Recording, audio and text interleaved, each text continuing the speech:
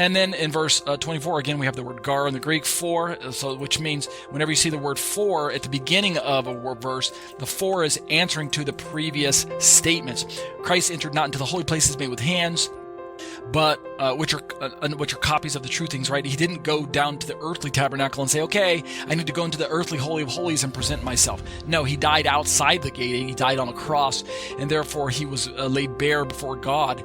And in essence, when he ascended into heaven, that's when he presented his blood before the heavenly altar, before the heavenly holy of holies, and God took that blood, as it were, and poured it out at the between the wings of the cherubim at the heavenly level, and thus the heavenly books were satisfied at that level. Verse 25, he didn't do that to offer himself repeatedly like the high priest. Here's our contrast between the earthly.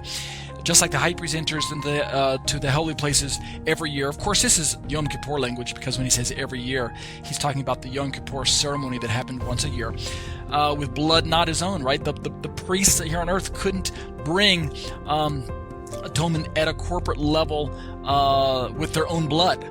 Rather, they did it with the blood of animals, which was representative of the people. And the priest himself was a representative of the people, but the people couldn't bring their own blood. They were bringing the representative blood, the blood of the animals.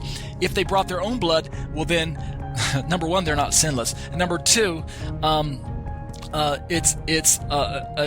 God wasn't requiring human sacrifice in that regards. He was requiring the blood of animals. That was what he had.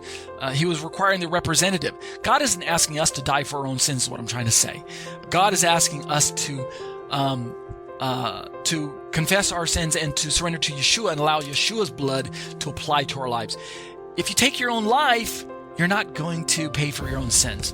You're not sinless. It requires a sinless sacrifice, which is, of course, why the animals had to be without blemish. That was the representative picture that was being painted. So we can understand that.